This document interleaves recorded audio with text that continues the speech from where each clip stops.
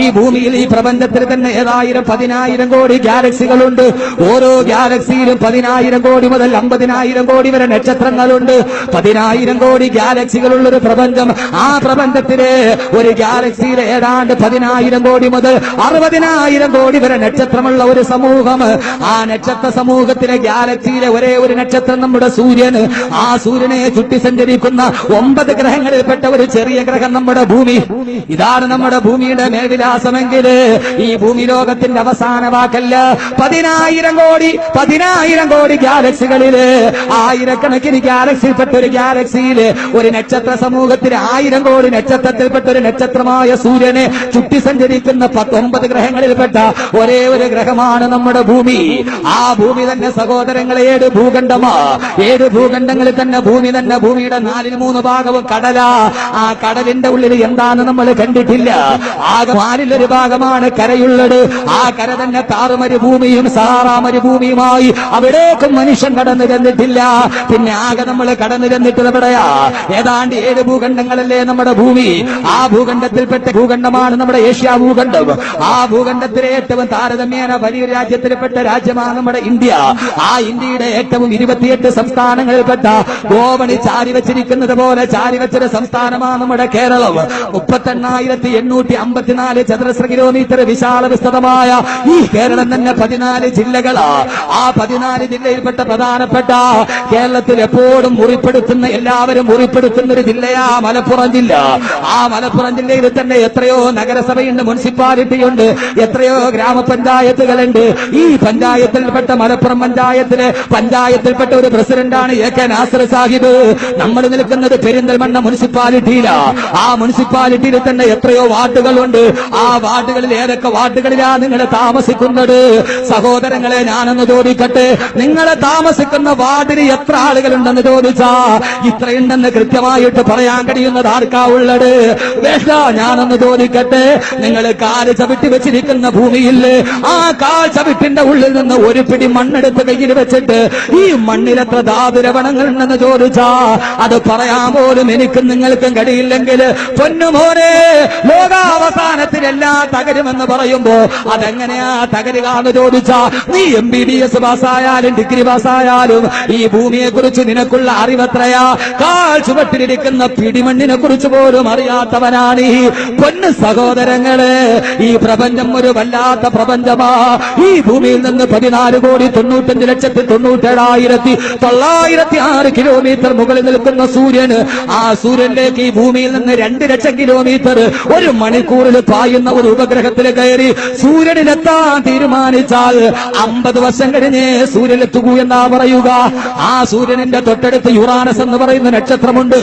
ആ നക്ഷത്രത്തിലേക്ക് 1 മണിക്കൂർ 12 ലക്ഷം കിലോമീറ്ററിൽ കുതിച്ചു പായുന്ന 1 മണിക്കൂർ കൊണ്ട് 10 പ്രാവശ്യം കേരളത്തെ ചുറ്റി വരയാൻ പാകതയുള്ള വേഗതയുള്ള ഒരു വാഹനത്തിലേക്ക് യുറാനസിൽ പോയാൽ 150 വർഷം കഴിഞ്ഞ് യുറാനസിലെത്തൂ എങ്കിൽ സൂര്യനോട് തൊട്ടടുത്ത് കിടക്കുന്ന ഒരു നക്ഷത്രമുണ്ട്, ആൽഫാ സെന്ററി.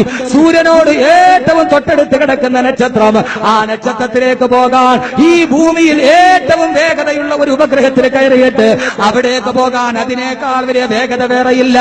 ആൽഫാ സെന്ററിൽ ചെന്നിട്ട് പെരിന്തൽമണ്ണക്കാരനായ ഒരാൾ ആൽഫാ സെന്ററിൽ ഉപഗ്രഹത്തിൽ നിന്നിറങ്ങിയിട്ട് പെരിന്തൽമണ്ണയിൽ കാത്തിരിക്കുന്ന ഭാര്യയോട് ഞാൻ ആൽഫാ സെന്ററിൽ എത്തി എന്ന് പറയാൻ ഫോൺ എടുത്തിട്ട് ഹലോ എന്നൊന്ന് വിളിച്ചാൽ ആ ശബ്ദതരംഗം 4 വർഷം കഴിഞ്ഞേ പെരിന്തൽമണ്ണയിലെത്തുകയുള്ളൂ എങ്കിൽ, ആ ശബ്ദതരംഗം 4 വർഷം കഴിഞ്ഞേ ഭൂമിയിലെത്തുകയുള്ളൂ എങ്കിൽ സഹോദരങ്ങളെ, അനന്തമജ്ഞാതമവർണ്ണനീയം ഈ ലോകഗോളം തിരിയുന്ന മാർഗം അതിങ്കലങ്ങാണ്ടൊരിടത്തിരുന്ന് നോക്കുന്ന മർത്യന് കഥ എന്ത് കണ്ടു? അനന്തമജ്ഞാതമവർണ്ണനീയമായി ഗോളം.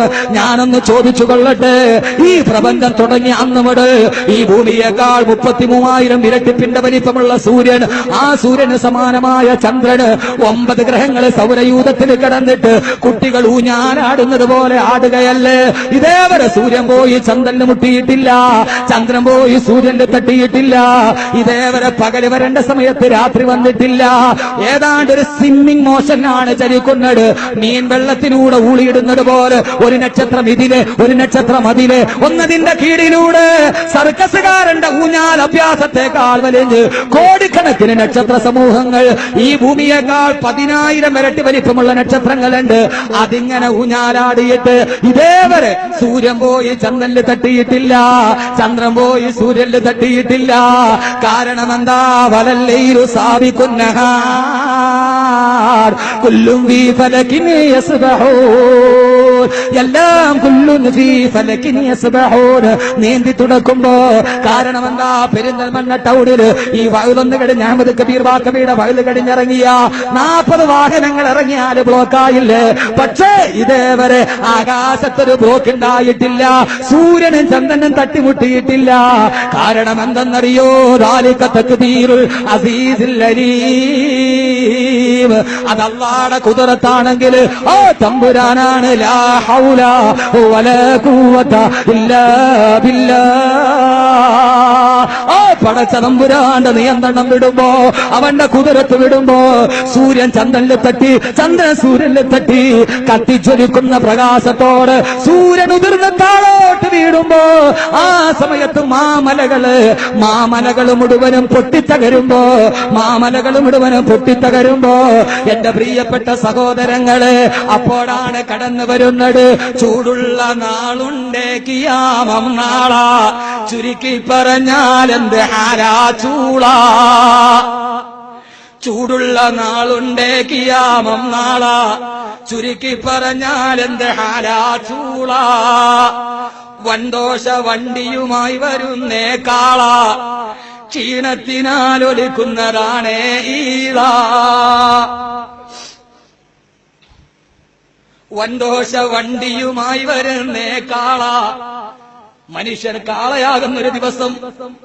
ഞാൻ എങ്ങനെ ഇത് അവസാനിപ്പിക്കണമെന്നറിയില്ല. സഹോദരങ്ങളെ, നമ്മൾ പരസ്പരം പറയാറുണ്ട് നീ കാളയാണെന്ന്. നമ്മൾ ഒരു ദിവസം കാളയാകും.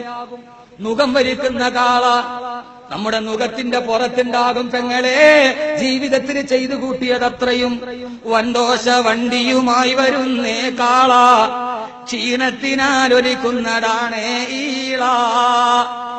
ക്ഷീണം കാരണത്താൽ ഈളെ ഒലിപ്പിച്ച് ഒരു ചാണുകളിൽ സൂര്യൻ നിൽക്കുമ്പോ കാളയുടെ മുഖത്ത് നുകം വെച്ച് കെട്ടിയ കാളകളെ പോലെ പരലോകത്തേക്ക് വരുന്ന ദിവസമാണ് ആ ദിവസമെന്ന് ബലമുള്ളവന് സുബ്ഹാന റബ്ബി പാള. നരയ്ക്കുന്നു കുട്ടികൾ കന്നതെന്തൊരു നാളാ. ഉമാനായ തടവ ഉസ്താദ്, അള്ളാഹു കബറിനും വിശാലമാക്കി കൊടുക്കട്ടെ. സഹോദരങ്ങളെ, മരിക്കുന്നതിന് മുമ്പ് കഫൻ തുണി തയ്യാറാക്കി വെച്ചിട്ട് കബറിനെയും കാത്തിരുന്ന ലോകം കണ്ട അതുല്യ പ്രതിഭ കൊല്ലത്തിന്റെ മുത്ത് തടവ ഉസ്താദ് പറയുകയാണ്, ബലമുള്ളവന് സുബ്ഹാന റബ്ബി പാള. നരയ്ക്കുന്നു കുട്ടികൾ തന്നതെന്തൊരു നാളാ. കൊച്ചുകുട്ടികൾ നരയ്ക്കുന്ന ദിവസം, ബലമുള്ളവൻ പാള പോലെ നരയ്ക്കുന്ന ദിവസം. സഹോദരങ്ങളെ, സുഹൃത്തുക്കളെ, പതയ്ക്കുന്നതാണേ മൂള. അമലൊന്നുമില്ലാതങ്ങ് ചെന്നാൽ കോള. ഒരമലും കയ്യിലില്ലാതെ പടച്ചറപ്പിന്റെ മുമ്പിൽ ചെന്ന നമുക്ക് കോളാണ്. അള്ളാഹ് കാത്തുരക്ഷിക്കട്ടെ. പടച്ചവനെ അല്ലാഹുവേ, ഈ വിനീതന്റെ പ്രഭാഷണത്തിന്റെ എഡിറ്റിംഗ് നിർവഹിക്കുന്ന സാസ്ക്രിയേഷൻ നീ ആ സഹോദരങ്ങളെ കാക്കണേ അല്ലാ.